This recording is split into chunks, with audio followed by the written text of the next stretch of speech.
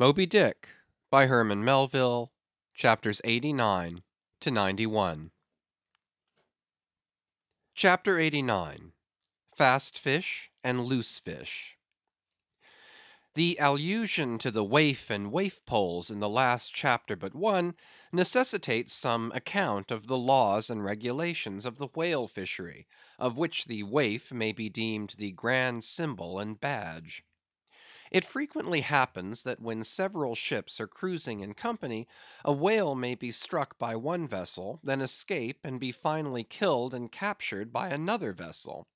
And herein are indirectly comprised many minor contingencies, all partaking of this one grand feature.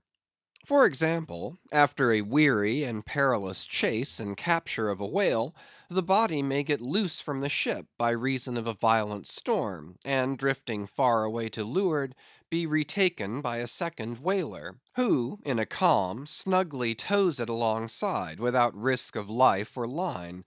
Thus the most vexatious and violent disputes would often arise between the fishermen, were there not some written or unwritten, universal, undisputed law applicable to all cases.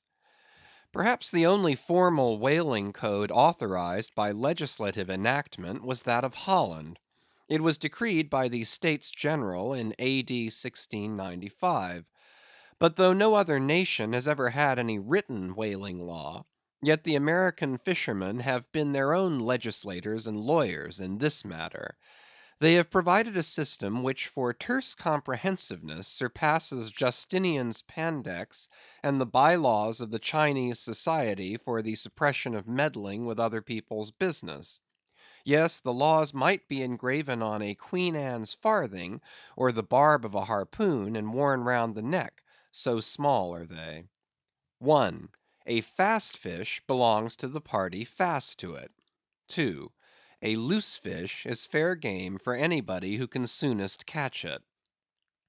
But what plays the mischief with this masterly code is the admirable brevity of it, which necessitates a vast volume of commentaries to expound it. First, what is a fast fish? Alive or dead, a fish is technically fast when it is connected with an occupied ship or boat, by any medium at all controllable by the occupant or occupants. A mast, an oar, a 9-inch cable, a telegraph wire, or a strand of cobweb, it is all the same. Likewise, a fish is technically fast when it bears a waif, or any other recognized symbol of possession, so long as the party waifing it plainly evince their ability at any time to take it alongside, as well as their intention to do so. These are scientific commentaries, but the commentaries of the whalemen themselves sometimes consist in hard words and harder knocks, the coke upon Littleton of the fist. True, among the more upright and honorable whalemen, allowances are always made for particular cases, where it would be an outrageous moral injustice for one party to claim possession of a whale previously chased or killed by another party. But others are by no means so scrupulous. Some 50 years ago there was a curious case of a whale trover litigated in England, wherein the plaintiffs set forth that after a hard chase of a whale in the northern seas, and when indeed they, the plaintiffs, had succeeded in harpooning the fish, they were at last, through peril of their lives, obliged to forsake not only their lines but their boat itself.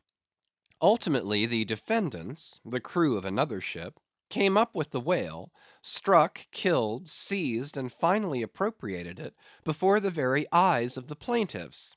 And when those defendants were remonstrated with, their captain snapped his fingers in the plaintiffs' teeth, and assured them that by way of doxology to the deed he had done, he would now retain their line, harpoons, and boat, which had remained attached to the whale at the time of the seizure. Wherefore the plaintiffs now sued for the recovery of the value of their whale, line, harpoons, and boat. Mr. Erskine was counsel for the defendants, Lord Ellenborough was the judge. In the course of the defence, the witty Erskine went on to illustrate his position by alluding to a recent Crim. Con. case, wherein a gentleman, after in vain trying to bridle his wife's viciousness, had at last abandoned her upon the seas of life; but in the course of years, repenting of that step, he instituted an action to recover possession of her.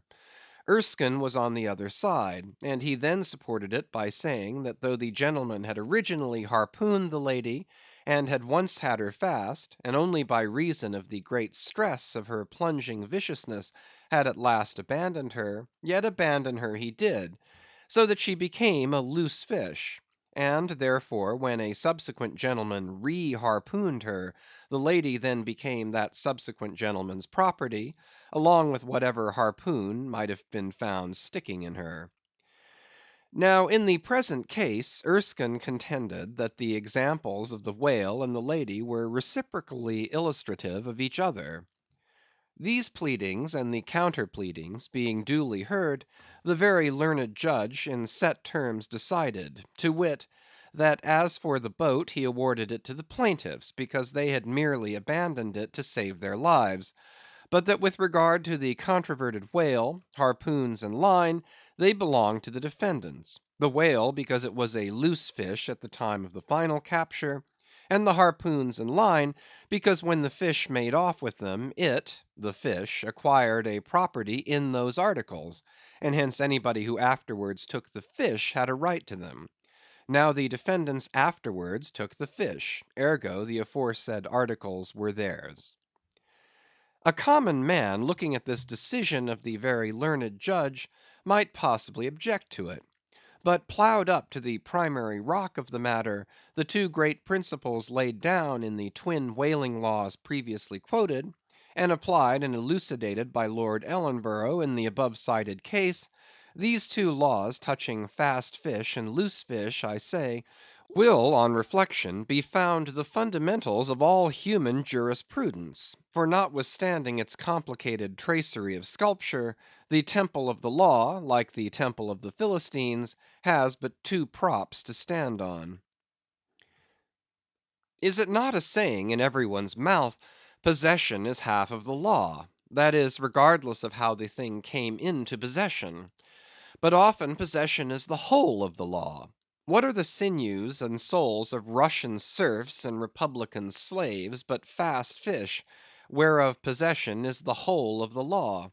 What to the rapacious landlord is the widow's last mite but a fast fish? What is yonder undetected villain's marble mansion with a door plate for a waif, what is that but a fast fish?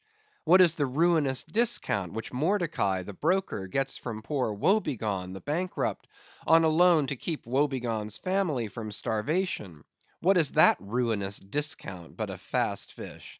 What is the Archbishop of Save-Souls' income of £100,000, seized from the scant bread and cheese of hundreds of thousands of broken‐backed laborers, all sure of heaven without any of Save-Souls' help?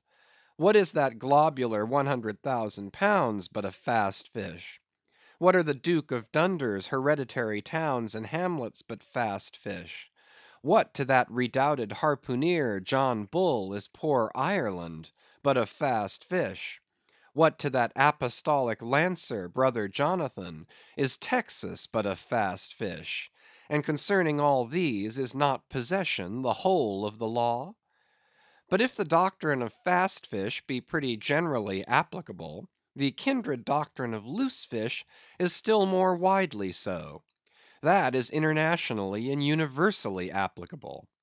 What was America in 1492 but a loose fish, in which Columbus struck the Spanish standard by way of waifing it for his royal master and mistress? What was Poland to the Czar? What Greece to the Turk? What India to England? What at last will Mexico be to the United States? All loose fish. What are the rights of man and the liberties of the world but loose fish? What all men's minds and opinions but loose fish? What is the principle of religious belief in them but a loose fish? What to the ostentatious, smuggling verbalists are the thoughts of thinkers but loose fish? What is the great globe itself but a loose fish? And what are you, reader, but a loose fish? and a fast fish too. Chapter 90. Heads or Tails. De baleno vero sufficit, si rex habeat caput et regina caudam. Bracton, L3, C3. Latin from the books of the laws of England, which, taken along with the context, means that of all whales captured by anybody on the coast of that land, the king, as honorary grand harpooneer, must have the head, and the queen be respectfully presented with the tail. A division which in the whale is much like having an apple; there is no intermediate remainder. Now, as this law, under a modified form, is to this day in force in England, and as it offers in various respects a strange anomaly touching the general law of fast and loosed fish, it is here treated of in a separate chapter, on the same courteous principle that prompts the English railways to be at the expense of a separate car specially reserved for the accommodation of royalty. In the first place, in curious proof of the fact that the above mentioned law is still in force, I proceed to lay before you a circumstance that happened within the last 2 years. It seems that some honest mariners of Dover or Sandwich, or some one of the Cinque Ports, had after a hard chase succeeded in killing and beaching a fine whale, which they had originally descried afar off from the shore. Now the Cinque Ports are partially or somehow under the jurisdiction of a sort of policeman or beadle, called a Lord Warden. Holding the office directly from the crown, I believe, all the royal emoluments incident to the Cinque Port territories become by assignment his. By some writers this office is called a sinecure, but not so, because the Lord Warden is busily employed at times in fobbing his perquisites, which are his chiefly by virtue of that same fobbing of them. Now, when these poor sunburnt mariners, barefooted, and with their trowsers rolled high up on their eely legs, had wearily hauled their fat fish high and dry, promising themselves a good £150 from the precious oil and bone, and in fantasy sipping rare tea with their wives, and good ale with their cronies, upon the strength of their respective shares, up steps a very learned and most Christian and charitable gentleman, with a copy of Blackstone under his arm, and laying it upon the whale's head, he says, "Hands off! This fish, my masters, is a fast fish. I seize it as the Lord Warden's." Upon this the poor mariners, in their respectful consternation, so truly English, not knowing what to say, fall to vigorously scratching their heads all round, meanwhile ruefully glancing from the whale to the stranger; but that did nowise mend the matter, or at all soften the hard heart of the learned gentleman with the copy of Blackstone. At length one of them, after long scratching about for his ideas, made bold to speak. "Please, sir, who is the Lord Warden?" "The Duke." "But the Duke had nothing to do with taking this fish." "It is his." "We have been at great trouble and peril and some expense, and is all that to go to the Duke's benefit, and we get nothing at all for our pains but our blisters?" "It is his." "Is the Duke so very poor as to be forced to this desperate mode of getting a livelihood?" "It is his." "I thought to relieve my old bedridden mother by part of my share of this whale." "It is his." "Won't the Duke be content with a quarter or a half?" "It is his." In a word, the whale was seized and sold, and his Grace the Duke of Wellington received the money. Thinking that viewed in some particular lights, this case might by a bare possibility in some small degree be deemed, under the circumstances, a rather hard one, an honest clergyman of the town respectfully addressed a note to his Grace, begging him to take the case of those unfortunate mariners into full consideration; to which my Lord Duke, in substance, replied (both letters were published) that he had already done so, and received the money, and would be obliged to the reverend gentleman if for the future he, the reverend gentleman, would decline meddling with other people's business. Is this the still militant old man standing at the corners of the three kingdoms, on all hands coercing alms of beggars? It will readily be seen that in this case the alleged right of the Duke to the whale was a delegated one from the sovereign. We must needs inquire then on what principle the sovereign is originally invested with that right. The law itself has already been set forth. But Plowden gives us the reason for it. Says Plowden, the whale so caught belongs to the king and queen, "because of its superior excellence." And by the soundest commentators this has ever been held a cogent argument in such matters. But why should the king have the head and the queen the tail? A reason for that, ye lawyers. In his treatise on Queen Gold, or Queen Pin Money, an old King's Bench author, one William Prynne, thus discourseth: "Ye tail is ye queen's, that ye queen's wardrobe may be supplied with ye whalebone." Now this was written at a time when the black limber bone of the Greenland or right whale was largely used in ladies' bodices. But this same bone is not in the tail, it is in the head, which is a sad mistake for a sagacious lawyer like Prynne. But is the queen a mermaid to be presented with a tail? An allegorical meaning may lurk here. There are two royal fish so styled by the English law writers, the whale and the sturgeon, both royal property under certain limitations, and nominally supplying the 10th branch of the crown's ordinary revenue. I know not that any other author has hinted of the matter, but by inference it seems to me that the sturgeon must be divided in the same way as the whale, the king receiving the highly dense and elastic head peculiar to that fish, which symbolically regarded may possibly be humorously grounded upon some presumed congeniality. And thus there seems a reason in all things, even in law. CHAPTER 91. The Pequod meets the Rosebud. "In vain it was to rake for ambergris in the paunch of this Leviathan, insufferable fetter denying not inquiry." Sir T. Brown, V.E. It was a week or two after the last whaling scene recounted, and when we were slowly sailing over a sleepy, vapory, mid‐day sea, that the many noses on the Pequod's deck proved more vigilant discoverers than the three pairs of eyes aloft. A peculiar and not very pleasant smell was smelt in the sea. "I will bet something now," said Stubb, "that somewhere hereabouts are some of those drugged whales we tickled the other day. I thought they would keel up before long." Presently the vapors in advance slid aside, and there in the distance lay a ship, whose furled sails betokened that some sort of whale must be alongside. As we glided nearer, the stranger showed French colors from his peak, and by the eddying cloud of vulture sea fowl that circled, and hovered, and swooped around him, it was plain that the whale alongside must be what the fishermen call a blasted whale; that is, a whale that has died unmolested on the sea, and so floated an unappropriated corpse. It may well be conceived what an unsavory odor such a mass must exhale, worse than an Assyrian city in the plague, when the living are incompetent to bury the departed.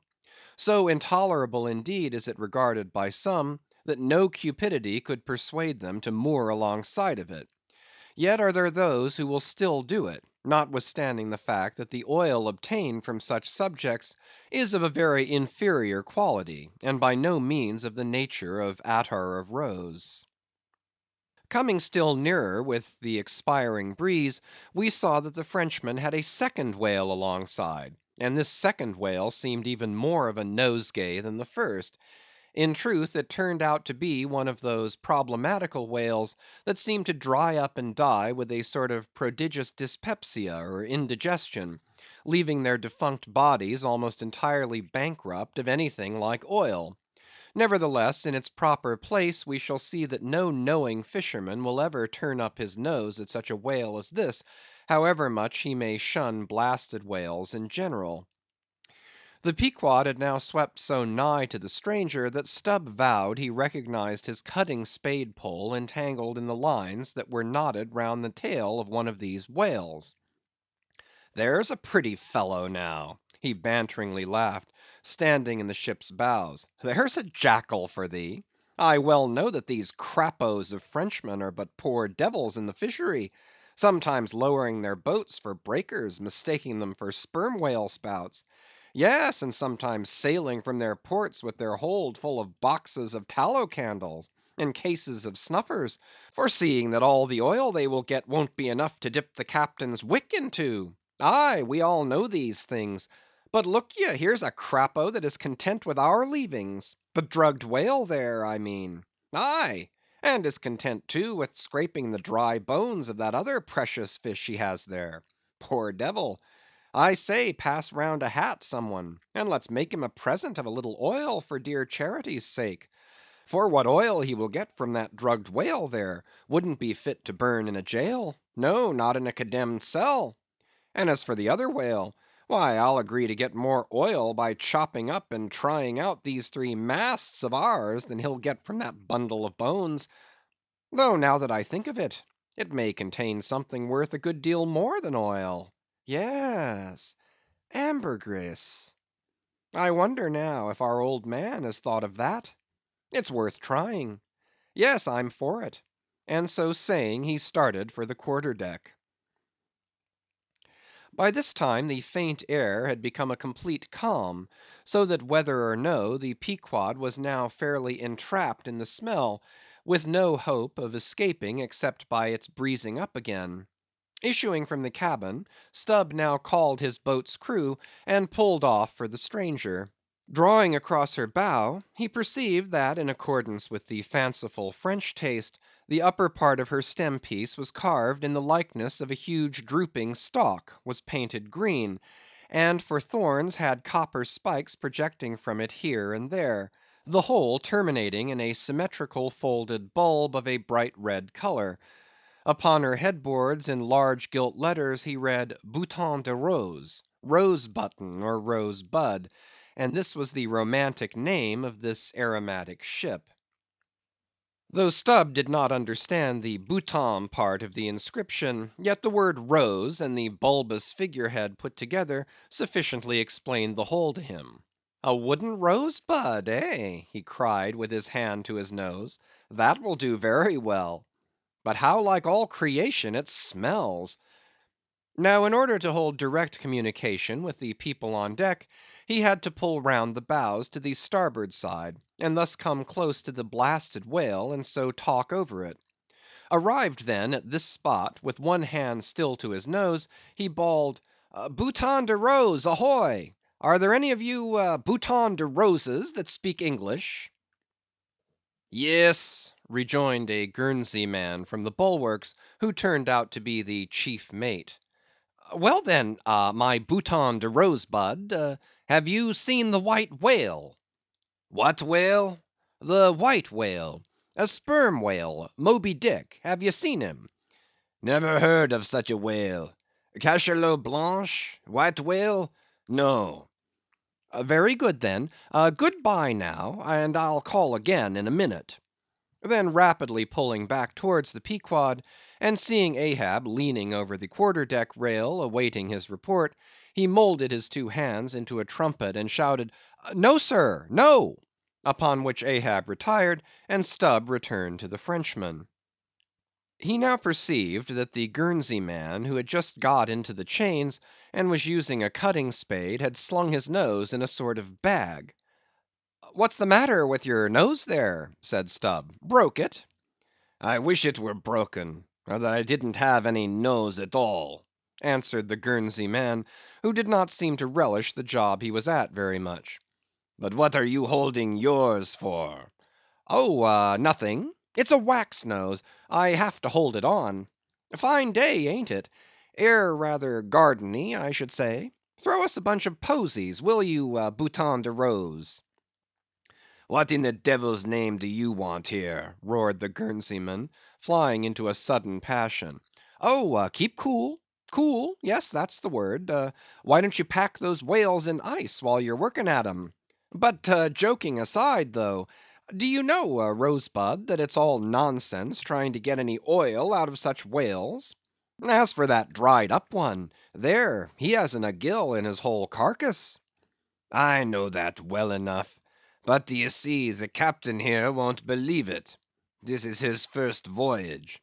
He was a cologne manufacturer before. But come aboard, and mayhap he'll believe you if he won't me, and so I'll get out of this dirty scrape." "Anything to oblige ye, my sweet and pleasant fellow," rejoined Stubb; and with that he soon mounted to the deck. There a queer scene presented itself. The sailors, in tasselled caps of red worsted, were getting the heavy tackles in readiness for the whales. But they worked rather slow, and talked very fast, and seemed in anything but a good humor; all their noses upwardly projected from their faces like so many jib booms. Now and then pairs of them would drop their work, and run up to the mast head to get some fresh air. Some thinking they would catch the plague, dipped oakum in coal tar, and at intervals held it to their nostrils. Others, having broken the stems of their pipes almost short off at the bowl, were vigorously puffing tobacco smoke, so that it constantly filled their olfactories. Stubb was struck by a shower of outcries and anathemas proceeding from the captain's round house abaft, and looking in that direction saw a fiery face thrust from behind the door, which was held ajar from within. This was the tormented surgeon, who, after in vain remonstrating against the proceedings of the day, had betaken himself to the captain's round house (cabinet he called it) to avoid the pest, but still could not help yelling out his entreaties and indignations at times. Marking all this, Stubb argued well for his scheme, and turning to the Guernseyman had a little chat with him, during which the stranger mate expressed his detestation of his captain as a conceited ignoramus, who had brought them all into so unsavory and unprofitable a pickle. Sounding him carefully, Stubb further perceived that the Guernsey man had not the slightest suspicion concerning the ambergris. He therefore held his peace on that head, but otherwise was quite frank and confidential with him; so that the two quickly concocted a little plan for both circumventing and satirizing the captain, without his at all dreaming of distrusting their sincerity. According to this little plan of theirs, the Guernsey man, under cover of an interpreter's office, was to tell the captain what he pleased, but as coming from Stubb; and as for Stubb, he was to utter any nonsense that should come uppermost in him during the interview. By this time their destined victim appeared from his cabin. He was a small and dark, but rather delicate looking man for a sea captain, with large whiskers and moustache, however, and wore a red cotton velvet vest with watch seals at his side. To this gentleman Stubb was now politely introduced by the Guernsey man, who at once ostentatiously put on the aspect of interpreting between them. "What shall I say to him first?" said he. "Why," said Stubb, eyeing the velvet vest, and watch, and seals, "you may as well begin by telling him that he looks a sort of babyish to me, though I don't pretend to be a judge." "He says, Monsieur," said the Guernseyman in French, turning to his captain, "that only yesterday his ship spoke a vessel whose captain and chief mate, with 6 sailors, had all died of a fever caught from a blasted whale they had brought alongside." Upon this the captain started, and eagerly desired to know more. "What now?" said the Guernsey man to Stubb. "Why, since he takes it so easy, tell him that now I have eyed him carefully, I'm quite certain that he's no more fit to command a whale ship than a St. Jago monkey. In fact, tell him from me he's a baboon." "He vows and declares, Monsieur, that the other whale, the dried one, is far more deadly than the blasted one. In fine, Monsieur, he conjures us, as we value our lives, to cut loose from these fish." Instantly the captain ran forward, and in a loud voice commanded his crew to desist from hoisting the cutting tackles, and at once cast loose the cables and chains confining the whales to the ship. "What now?" said the Guernsey man, when the captain had returned to them. Why, let me see. Yes, You may as well tell him now that in fact tell him I've diddled him, and aside to himself, perhaps somebody else. He says, Monsieur, that he's very happy to have been of any service to us. Hearing this, the captain vowed that they were the grateful parties, meaning himself and mate, and concluded by inviting Stubb down into his cabin to drink a bottle of Bordeaux. He wants you to take a glass of wine with him, said the interpreter. Thank him heartily, but tell him it's against my principles to drink with the man I've diddled. In fact, tell him I must go. He says, Monsieur, that his principles won't admit of his drinking, but that if Monsieur wants to live another day to drink, then Monsieur had best drop all 4 boats, and pull the ship away from these whales, for it's so calm they won't drift. By this time Stubb was over the side, and getting into his boat, hailed the Guernsey man to this effect: that having a long tow line in his boat, he would do what he could to help them, by pulling out the lighter whale of the 2 from the ship's side. While the Frenchmen's boats, then, were engaged in towing the ship one way, Stubb benevolently towed away at his whale the other way, ostentatiously slacking out a most unusually long tow line. Presently a breeze sprang up, Stubb feigned to cast off from the whale; hoisting his boats, the Frenchman soon increased his distance, while the Pequod slid in between him and Stubb's whale. Whereupon Stubb quickly pulled to the floating body, and hailing the Pequod to give notice of his intentions, at once proceeded to reap the fruit of his unrighteous cunning. Seizing his sharp boat spade, he commenced an excavation in the body, a little behind the side fin. You would almost have thought he was digging a cellar there in the sea; and when at length his spade struck against the gaunt ribs, it was like turning up old Roman tiles and pottery buried in fat English loam. His boat's crew were all in high excitement, eagerly helping their chief, and looking as anxious as gold hunters. And all the time numberless fowls were diving and ducking and screaming and yelling and fighting around them. Stubb was beginning to look disappointed, especially as the horrible nosegay increased, when suddenly from out the very heart of this plague there stole a faint stream of perfume, which flowed through the tide of bad smells without being absorbed by it, as one river will flow into and then along with another, without at all blending with it for a time. "I have it! I have it!" cried Stubb with delight, striking something in the subterranean regions. "A purse! A purse!" Dropping his spade, he thrust both hands in, and drew out handfuls of something that looked like ripe Windsor soap, or rich mottled old cheese, very unctuous and savory withal. You might easily dent it with your thumb. It is of a hue between yellow and ash color. And this, good friends, is ambergris, worth a gold guinea an ounce to any druggist.